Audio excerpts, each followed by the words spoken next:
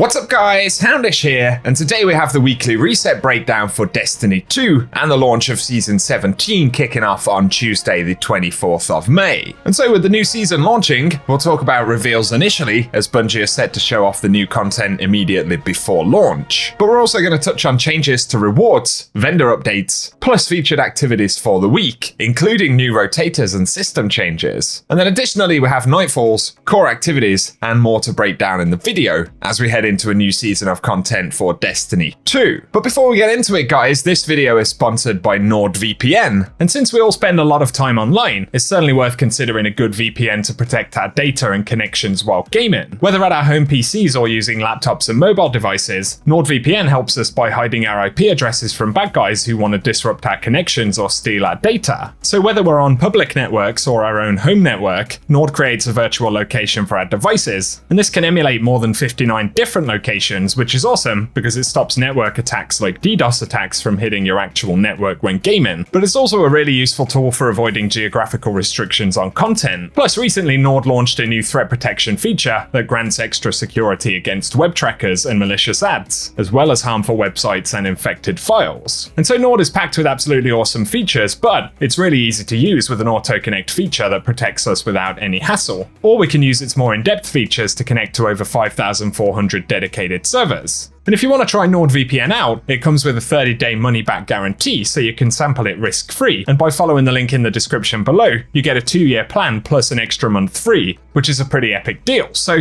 go to nordvpn.com/houndish and use my code at checkout. Now though, as we get into gameplay stuff, this week we see the launch of Season 17, as well as the reveal for the new season, including the trailer, which will be going live shortly before the season kicks off. And on that subject, Bungie said, if you like going dark, this should be one of the last Bungie communications you read before Tuesday at 10 AM Pacific, but if you like to get a quick taste before launch, tune in a bit earlier on Tuesday morning and keep an eye out for a countdown on the next trailer. And so we're going to have to wait until more or less right before the launch, and in terms of theme, they're also leaving us waiting until the start line. But as always, be sure to stay tuned here and I'll keep you posted. However, the next week in Destiny card teased that weekly raid and dungeon rotations will go live with the reset, and so in Season 17, every week an old raid and an older dungeon will be featured with pinnacle drops and completely farmable loot. And that can include things like Last Wish, Garden of Salvation, and Deepstone Crypt. Or indeed dungeons like the Shattered Throne and Pit of Heresy. So if you have the chance as we go into the reset, definitely take a look at the new rotating playlists. Of course, the pinnacle rewards will be useful, but also the encounters with no loot lockouts are going to be pretty awesome. On top of this, with us going into a new season, there will no doubt be a new seasonal vendor in one of the social spaces, and so they'll be handing out quests and rewards linked with the new seasonal activity. So be sure to look out for that on Tuesday. And then the other piece of content to note with Season 17 is the introduction of a brand new dungeon, which instead of launching on Tuesday, will launch on Friday of this week at the daily reset time, so the same time that Xur shows up in the game. And Bungie say the recommended power to enter for normal difficulty is going to be 1550, but there'll also be a master difficulty live on day 1, and we'll have to see what the requirements to enter that are in-game. However, of course, as Bungie teased, if we do jump into the dungeon, for rewards we'll be looking at a new legendary armor set, including artifice versions which are acquired via the master difficulty, and then we'll see 4 brand new legendary weapons, as well as 2 legendary reprised weapons, plus an exotic weapon and catalyst, and then an exotic accessory including a ship or sparrow, and 2 legendary emblems. So it's going to have a reasonably fleshed out loot table, and Bungie also say that the best way to get this dungeon, as well as the one coming in Season 19, is to have the digital deluxe edition of Witch Queen. Bungie say for players who haven't purchased that yet, starting next Tuesday, it will be on sale for 25% off. But outside of that, do note that otherwise dungeon access will be purchased with silver. And now let's move on to some of our other regular content, and for Vanguard, the first featured Nightfall for Season 17 will be the Proving Grounds on Nessus. And with the weekly reset, some of the Nightfall weapons will be updated, so an updated version of the DFA hand cannon is being added to the rotation, as well as an updated Horror's Least pulse rifle. And these will get random rolls as well as adept versions for Grandmasters. But we'll have to see what the new season's weapon rotation will be, as Bungie are removing weapons like Palindrome and the Comedian from the loot pool. And so as always, it's something I will keep you posted on. Otherwise though, Shaxx will bring momentum control to the Crucible all week. Plus, we're going to see a new PvP map called Disjunction, which looks to be a pretty cool Throne World map.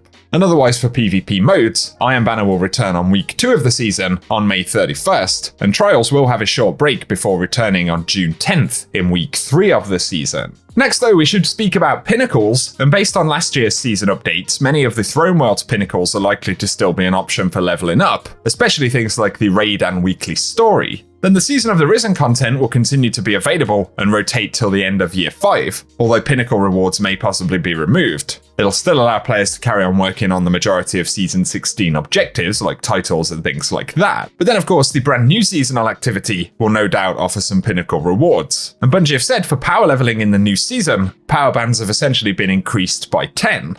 So the new soft cap is 1510 instead of 1500, the powerful cap will be 1560, and the hard cap 1570. And so it's only really a minor jump in terms of power. And then seeing as the Eververse store is getting a brand new rotation of items, obviously we haven't seen any of that stuff just yet, but I'll be sure to keep you all posted later in the week. And the only other thing we can add about Eververse for the moment is that in Season 17, Bright Dust acquisition from bounties and challenges is going to be the same as Season 16, but Bungie have said they're adding a voluntary option for rank purchases on the Season Pass. And so they're introducing a rank package that includes 10 season ranks, which can be purchased only once a season. And it'll be in the Eververse store on day 1 of Season 17, and it'll be a standalone option for purchase for 1000 silver. So possibly something that some folks will do. Let us know your thoughts down below. But here onto some of the legacy content rotations, and Dares of Eternity this week will be on rotation 1 loot drops as far as we know, so we should see the Anti-Extinction, Sovereign Suit, and Simulator Suit armor sets from Year 1 factions, as well as a selection of older faction weapons.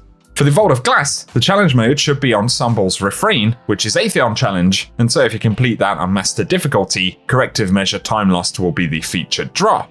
And finally, if you find yourself wanting to complete the Ascendant challenge on Dreaming City, this week it'll be the Shattered Ruins, which is found in the Spine of Keres. So if you want any gameplay for the location and how to find that one, we'll run it at the end of the video. And otherwise, for now guys, that is everything that we have to round up in this one. So let us know if you're excited for the new season of Destiny 2 down in the comments section. As always, I'll be keeping you posted with all the new content, so definitely get subscribed and turn on notifications if you don't want to miss out on anything.